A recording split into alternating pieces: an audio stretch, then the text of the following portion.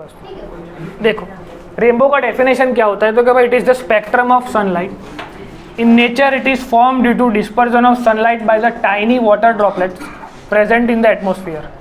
मतलब जब बारिश होती है तो उस कंडीशन में क्या होता है, वाटर ड्रॉपलेट्स जो एटमॉस्फेयर में है वो जस्ट लाइक प्रिज्म काम करते हैं। उसमें जब लाइट जाती है तो वो रिफ्रैक्ट होती है और उसके दूसरे सरफेस से वो रिफ्रैक्ट होती है। શું કરું તારે 7.5 છે।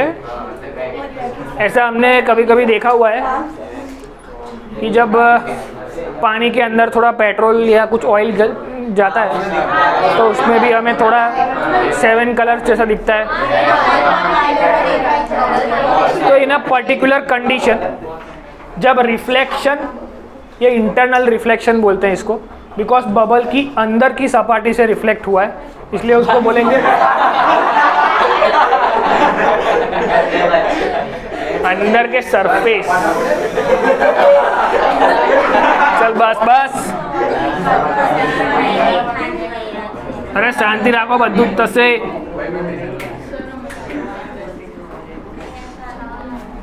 सो what are the points which are included to become a rainbow. Rainbow बनाने के लिए क्या क्या ज़रूरी होता है, तो कि भाई ड्रॉपलेट्स चाहिए। ड्रॉपलेट्स क्या करेंगे, तो कि भाई रिफ्रैक्शन भी करेंगे और इंटरनल रिफ्लेक्शन भी करेंगे। ड्यू टू दिस फिनोमिना वो लाइट को डिस्पर्स कर देंगे इन द 7 कलर्स। कभी कभी किसी कलर का ज़्यादा डिस्पर्जन करते हैं तो हमें रेड कलर का पट्टा ज़्यादा दिखता है, समझ में आ रहा है। तो ऐसे वो हमें रेनबो फॉर्म होता हुआ दिखता है। एटमॉस्फेयर बस। और क्या लिखना है इसके अंदर, रेनबो ऑलवेज कौन सी साइड पे फॉर्म होता है, opposite to the sun. The rainbow forms always in the opposite direction to the sun.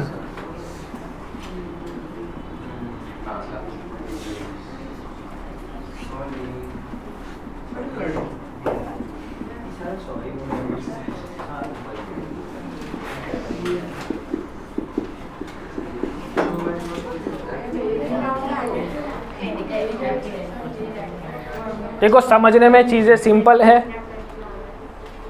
Theoretical chapter थोड़ा ज़्यादा है।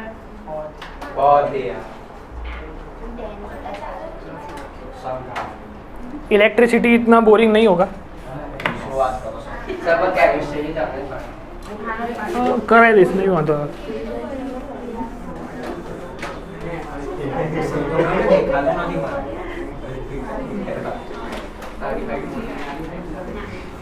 વચ્ચે ઊભો થઈ જાય છે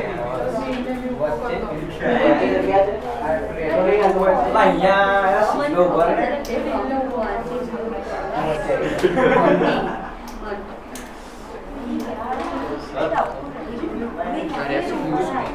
ऊपर 1 मिनट।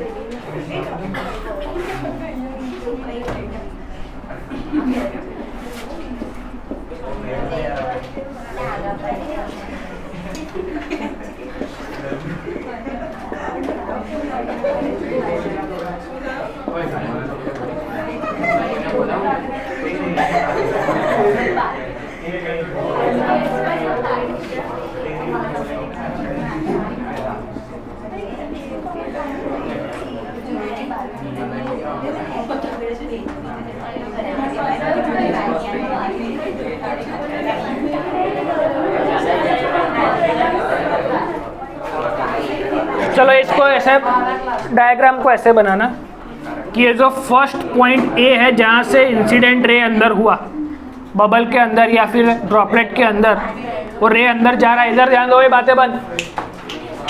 हमको क्या सीखना है कि जब ये रे अंदर जाता है तो एक पॉइंट हमने ये मान लिया, फिर अंदर के सरफेस पे जहाँ पे वो लाइट स्ट्राइक करती है उसको बी नाम दिया और इस सी सरफेस को सी नाम दे दिया, जहाँ से लाइट बाहर आती है वापस। तो ए वाले पॉइंट पे क्या फिनोमिना होते हैं, तो फर्स्ट रिफ्रैक्शन होता है ताकि लाइट अंदर जा पाए, और उसी टाइम पे डिस्पर्स भी हो जाती है लाइट, इसीलिए हमने इसको 2 पट्टों में तोड़ा, मतलब 7 कलर्स में, मतलब मोस्ट ये रेड और ये वायोलेट। उसके बाद बी सरफेस पे जब वो स्ट्राइक करेगा तब उसके साथ क्या होगा, इंटरनल रिफ्लेक्शन। वो रिफ्लेक्ट करके बाहर निकलेगा।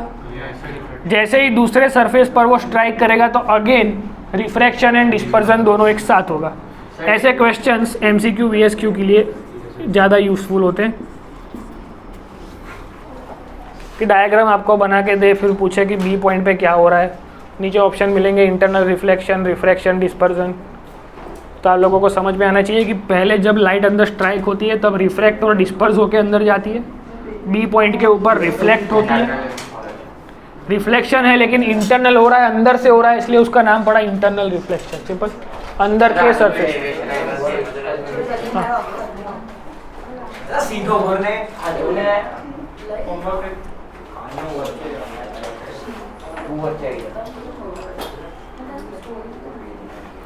इस क्वेश्चन को ऐसे भी पूछ सकते हैं, explain water droplet works as a prism. तो ये पूरा हमें लिखना पड़ेगा।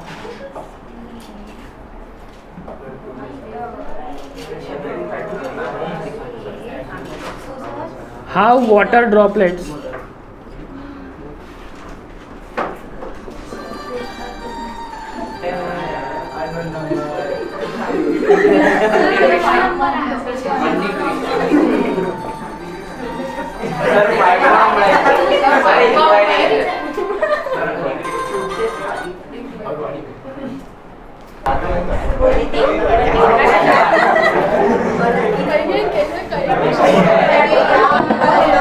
चलो बात होए।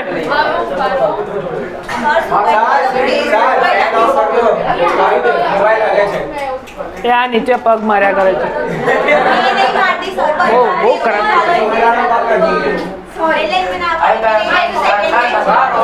बस चुप रहो, ध्यान आपो।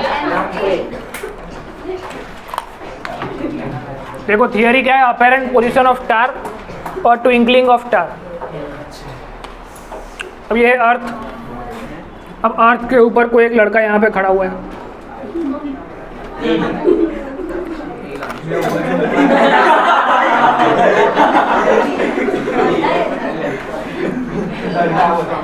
बकवास बंद हुई, कोई आवाज नहीं चाहिए, एकदम चुप।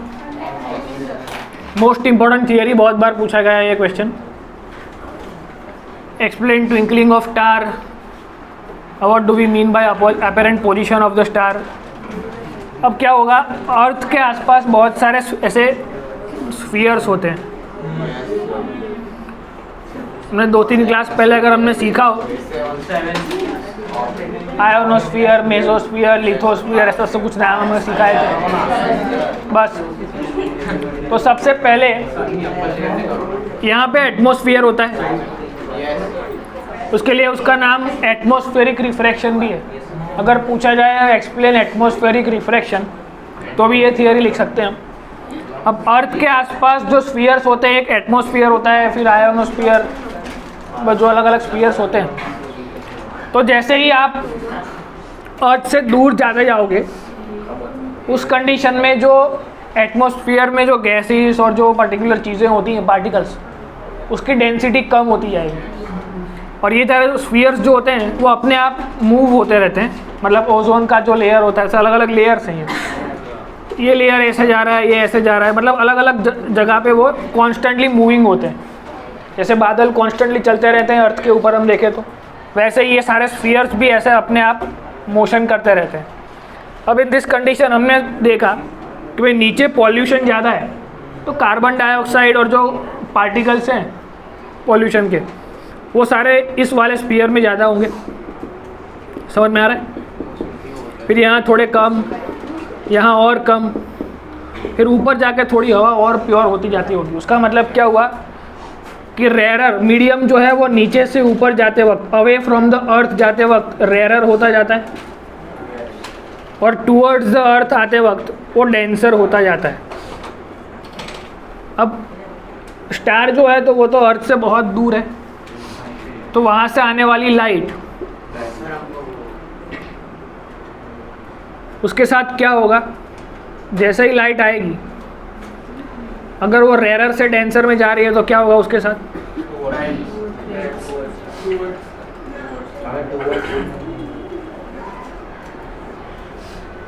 Towards the normal, towards the normal.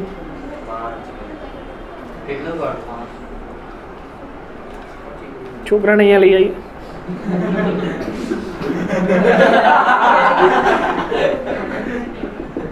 तो उसको उसकी ओरिजिनल पोजीशन से वो शिफ्टेड दिखेगा. समझ में आ रहा है? ये है यहाँ पे, और यहाँ से जो लाइट आई वो रिफ्लेक्ट होती होती होती होती यहाँ तक पहुँच गई. हाँ, मतलब उसको दिखेगा स्टार ऐसे, पर है वो यहाँ पे. किसकी वजह से? लेटरल शिफ्ट की वजह से. वो हमने सीखा हुआ है कि रिफ्रैक्शन की वजह से लेटरल शिफ्ट आ जाती है. तो वैसे ही लेटरल शिफ्ट किस में आ गई?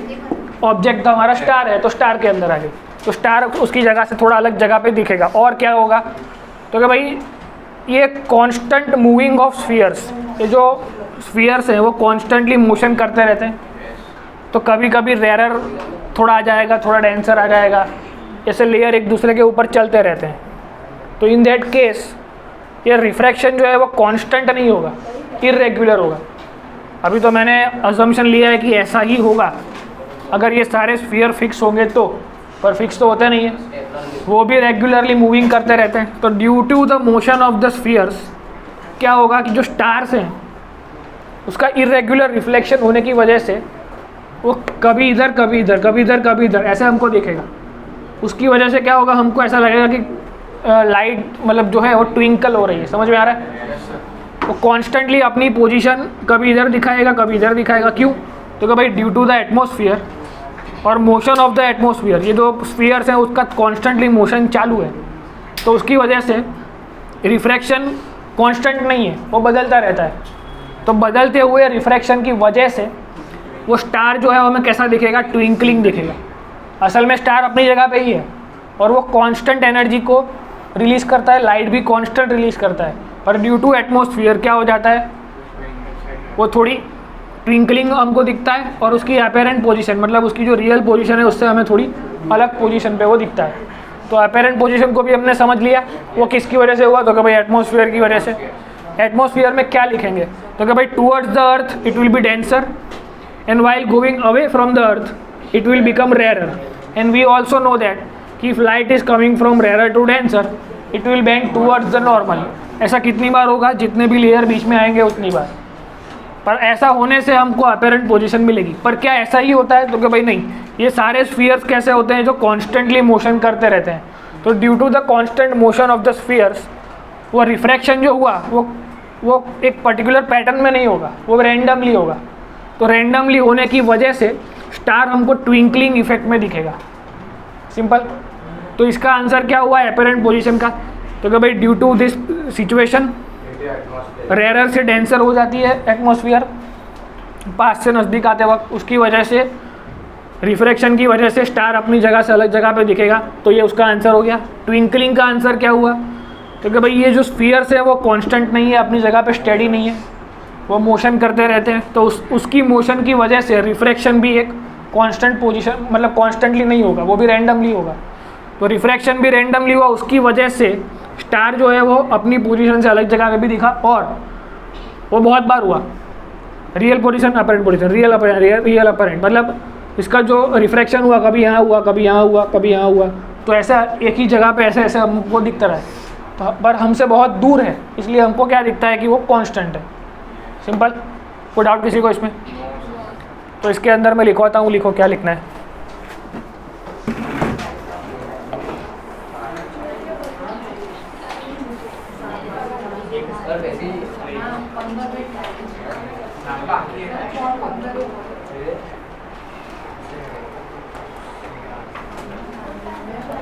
તમારે પાસે હોત તો મારું કામ થોડું ઇઝી થઈ જતું.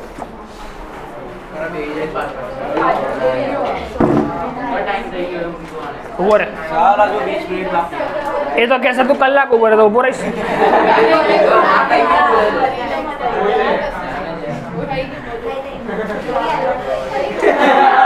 એટલે બધા લેક્ચરમાં આવું કરો તમે લોકો. એ ભાન નહીં પડતી કે અહીં ભણવા આવ્યો છો તું. એકદમ ચૂપ જોઈએ, કોઈનો અવાજ નહીં જોઈએ વચ્ચે.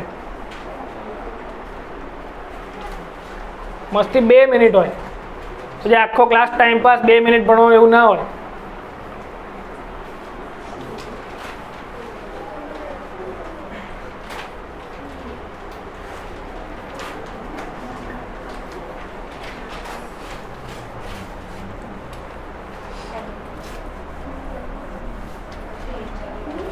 फिनोमिना हमने समझ लिया, अब इसमें लिखना कैसे है। तो सबसे पहले डायग्राम बनाओ, फिर मैं जो लिखता हूँ उसे लिखते जाओ।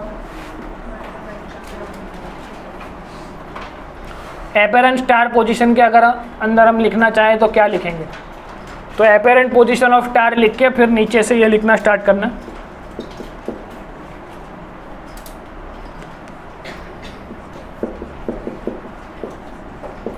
पॉज कर देला, टाइम बगाड़ी नहीं करे।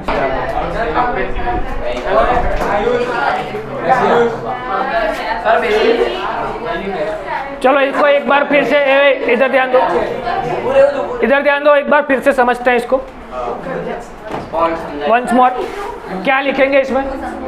सबसे पहले हमने समझा एपेरेंट पोजीशन ऑफ स्टार। तो भाई उसकी ओरिजिनल पोजीशन से इसको कंपेयर कर सकते हैं एक एनालॉजी से कि स्विमिंग पूल में जब हम खड़े होते हैं तो हमारे पैर उसकी ओरिजिनल पोजीशन थोड़ा ऊपर दिखते हैं। तो एपेरेंट पोजीशन का मतलब तो हमें पता है कि ड्यू टू रिफ्रैक्शन कि पैर या कॉइन पानी में अगर गिर जाए तो उसकी ओरिजिनल पोजीशन से वो थोड़ा ऊपर दिखता है। उसको हमें समझना है एटमॉस्फेरिक लेवल पे, जब सेलेस्टियल बॉडी मतलब स्टार को ऑब्जर्व किया जाए तो क्या होता है। तो it is due to the atmospheric refraction of the star light, कि स्टार के अंदर से जो लाइट आती है उसका एटमॉस्फेरिक रिफ्रैक्शन होने की वजह से उसकी ओरिजिनल पोजीशन से वो अलग जगह पे दिखता है। और क्या लिखेंगे? Temperature and density of the different layers of atmosphere keeps on varying, hence we have different medium. मतलब यहाँ पे हमने सीखा कि भाई अलग अलग लेयर पे अलग अलग मीडियम बन जाएंगे। क्यों? बिकॉज टेम्परेचर एंड डेंसिटी अलग अलग है। जैसे कि समझे तो CO2 इधर ज़्यादा है, उससे थोड़ा और कम, थोड़ा और कम। पॉल्यूशन वाले जो पार्टिकल्स होते हैं वो यहाँ पे ज़्यादा होंगे, जितना दूर ज़्यादा जाएंगे उतना कम हो जाएंगे। समझ में आ रहा है? उसके समझने के बहुत सारे पर्सपेक्टिव्स होते हैं कि भाई ग्रेविटी ज़्यादा है तो all the particles will be attracted towards the अर्थ, तो यहाँ पे ज़्यादा डेंसिटी होगी। फिर थोड़े जितना दूर जाएंगे उतने कम पार्टिकल्स देखने को मिलेंगे तो उधर डेंसिटी कम होगी। और क्या समझ सकते हैं कि एटमॉस्फेरिक डेंसिटी और टेम्परेचर अलग अलग है तो लेयर अलग अलग पड़ गए। लेयर अलग पड़ गए मतलब वो all the different layers will work as a different mediums. पर हमने सीखा कि भाई जैसे दूर जाएंगे तो मीडियम रेयरर होता रहता है और नज़दीक आते हैं तो मीडियम डेंसर होता जाता है। तो distance star act as a point source of the light. क्यों? बिकॉज वो अर्थ से इतना ज़्यादा दूर है कि उसको एक पॉइंट सोर्स मान सकते हैं। जैसे अभी सीखा हमने रिलेटिव टर्म, इन्फिनिटी एक रिलेटिव टर्म है। किसी चीज़ को पॉइंट ऑब्जेक्ट मानना या किसी चीज़ को इनफाइनाइट मानना, वो फिजिक्स में बहुत बार आएगा चीज़ों को समझने के लिए। मोशन जब सीखते हैं तो हम सीखते हैं concept of particle 9th class के अंदर, frame of reference concept of particle. तो वो सारे ऐसी चीज़ें हैं जो सीखने से फिजिक्स को आप इजीली समझ सकते हो और इजीली समझा भी सकते हो। तो डिस्टेंट स्टार को पॉइंट ऑब्जेक्ट क्यों लिया? बिकॉज वो बहुत दूर है। किसी चीज़ को पॉइंट ऑब्जेक्ट कब ले सकते हैं उसका थोड़ा आइडिया देता हूँ। सपोज हमारी कार है, उस कार की रेडियस कितनी होती है? मतलब टोटल लेंथ अगर मैं मानूँ तो समझ लो 4 मीटर या 5 मीटर होगी। और कार जाती है अहमदाबाद से बड़ौदा, तो अहमदाबाद से बड़ौदा का डिस्टेंस कितना होता है? 100 किलोमीटर्स। तो 100 किलोमीटर्स यानी कि कितने मीटर्स? 1 किलोमीटर मतलब 1000। तो 1 लाख किलोमीटर होंगे, सॉरी 1 लाख मीटर। तो 1 लाख मीटर इस double triple greater than 4-5 metre. समझ में आ रहा है? तो अहमदाबाद के बड़ौदा का जो अगर मैं पूरा डिस्टेंस दूर से अगर ऑब्जर्व करता हूँ तो हमारी कार हमको कैसे दिखेगी? एक पॉइंट ऑब्जेक्ट। तो उसको पॉइंट ऑब्जेक्ट मानते ही गूगल मैप जब हम यूज़ करते हैं तो हम कैसे दिखते हैं उसमें? Point object. हमारी कार पॉइंट ऑब्जेक्ट दिखती है। तो वो मैकेनिक्स में सिखाया जाता है कि भाई पॉइंट ऑब्जेक्ट कब मान सकते हैं कब नहीं मान सकते, वो 11th क्लास में फिर से आएगा। अभी के लिए हमको समझ सकते हैं कि भाई डिस्टेंस जब बहुत ज़्यादा हो उसकी खुद की लेंथ से या उसके खुद के डायमेंशन से, तब उसको हम इनफाइनाइटली दूर मान सकते हैं या फिर as a point object consider कर सकते हैं। तो उसको पॉइंट ऑब्जेक्ट मान लेंगे।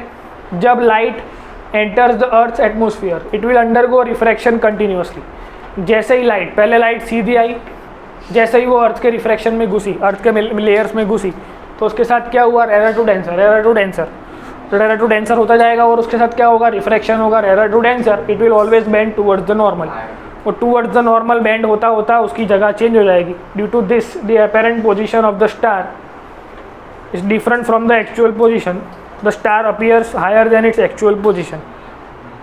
सिंपल। तो 4 पॉइंट्स बनाओ। पहला, एटमॉस्फेरिक रिफ्रैक्शन होगा। कैसे होगा? तो कि भाई टेम्परेचर डेंसिटी अलग होने से मीडियम बन जाएंगे। मीडियम बनने से क्या होगा?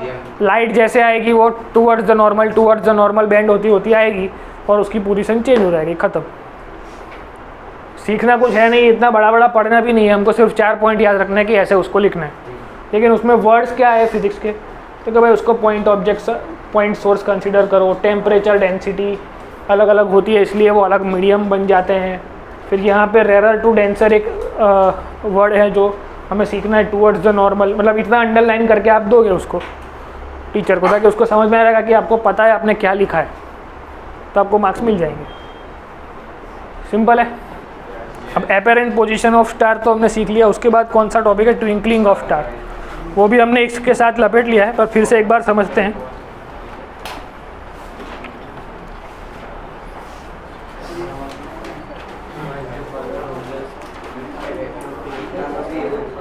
सब कुछ सिमिलर लिखना है कि when a distant star acts as a point source, वहाँ से आने वाली लाइट मीडियम में आती है, पर due to the constant motion of this particular sphere, ये जो स्फीयर जो मीडियम्स हैं वो कॉन्स्टेंटली मूविंग है, तो रिफ्रैक्शन जो होगा वो एक रेगुलर पैटर्न में नहीं होगा, इरेगुलर पैटर्न में होगा।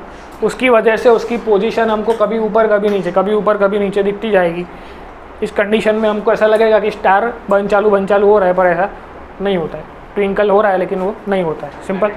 तो सिंपल यही लिखेंगे कि डिस्टेंट ऑब्जेक्ट स्टार को हम एज अ पॉइंट सोर्स मानेंगे। वहाँ से आने वाली लाइट जब अर्थ के एटमॉस्फेयर में घुसती है, it will undergo refraction continuously, but due to constantly moving atmospheric mediums, refraction will not be constant. That's why the star appears due to irregular refraction. ये पूरा पैराग्राफ फिर से लिख देना है, मतलब जब एग्जाम में पूछे तो इसी पैटर्न में उसको लिखना है। सिंपल। बाकी ट्विंकलिंग ऑफ स्टार भी इसी में आ जाता है। उसके बाद हमारे पास एक क्वेश्चन आता है कि why planet do not twinkle. कई कई केस में वो क्वेश्चन पूछते हैं कि प्लैनेट्स ट्विंकल क्यों नहीं होते हैं। हमने बचपन में ऐसा सीखा है कि सन स्टार है कि प्लैनेट है? स्टार है।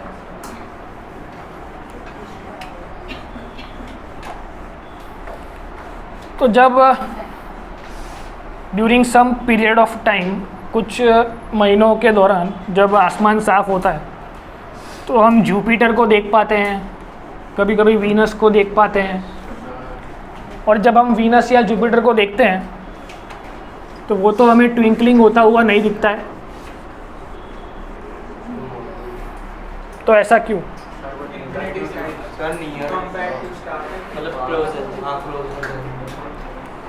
क्वेश्चन है वाई प्लैनेट्स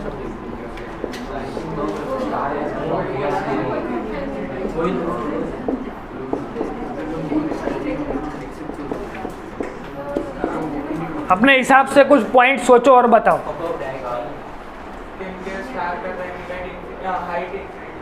नहीं, वो साइज एक फैक्टर ऐसा है कि जो प्लैनेट्स हैं वो अर्थ से नज़दीक है, स्टार ज़्यादा दूर है।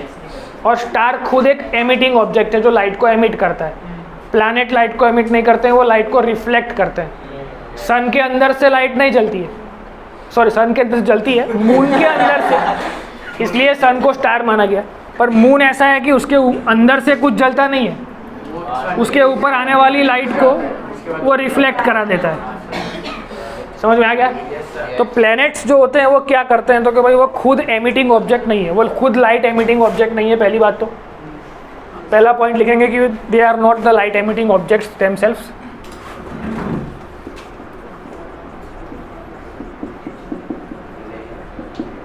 या फिर ऐसा भी लिख सकते हैं they don't emit light, they are not light emitting objects. और क्या लिख सकते हैं कि जो स्टार होते हैं वो ज़्यादा दूर होते हैं, they are near compare to stars.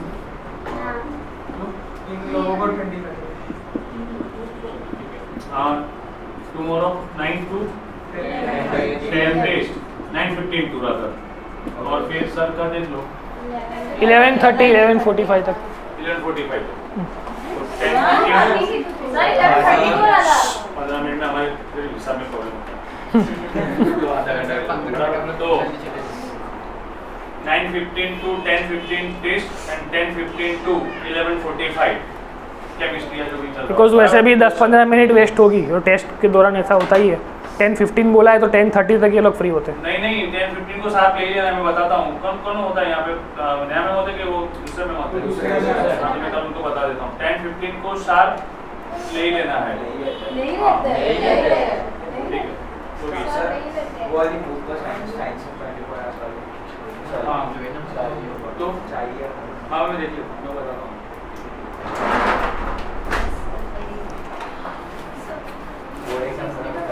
Initiative लो तो कई रास्तों निकले ना। चलो इधर देखो, प्लैनेट्स डू नॉट ट्विंकल में हमने अपने हिसाब से ये दो आइडिया लगाए। Planets are closer to earth, तो उसका एक्चुअल रीजन है are seen extended source of light, the collection of large number of point size sources of light, therefore the total amount of light entering our eyes from all individual point source will nullify the twinkling effect. ये थोड़ा ऐसा word है, ऐसा sentence है जो समझने में थोड़ा मुश्किल है, पर इतना भी लिखोगे तो वो बस सही है। पर वो थर्ड सेंटेंस में आपको लिखवा भी देता हूँ और समझा भी देता हूँ। अब प्लैनेट्स जो जबकि नियर है, तो हमने स्टार को बहुत दूर है तो पॉइंट ऑब्जेक्ट माना। अब प्लैनेट जो ऐसा है वो अर्थ से नज़दीक है, सपोज ये अर्थ है और ये प्लैनेट है, और स्टार बहुत दूर था। Distance of earth from the star was very high than distance of earth from the planet. अब इसको मैं पॉइंट मान सकता हूँ, पर इसको मैं पॉइंट नहीं मान सकता हूँ। ये बहुत सारे पॉइंट का एक कलेक्शन हो सकता है। तो सारे पॉइंट एक साथ लाइट को भेजेंगे तो वो ट्विंकलिंग होने वाला इफेक्ट ही चला जाएगा, ऐसा वो समझा रहा है। पर समझने में क्या समझना है कि भाई they are nearer to earth then compare to stars, और they are not light emitting object, they just reflects light. उसके ऊपर जो लाइट आती है वो रिफ्लेक्ट कर देता है, ताकि जो मून हम रात को देखते हैं तो मून ऑन ऑफ नहीं होता है, वो कॉन्स्टेंटली लाइट को भेजता रहता है। समझ में आ रहा है? तो ये दो पॉइंट्स हम लिख सकते हैं अपने हिसाब से, कोई रॉन्ग नहीं दे सकता है आपको। और उसका एक्चुअल जो वर्ड फॉर्मेट है वो भी लिखा देता हूँ।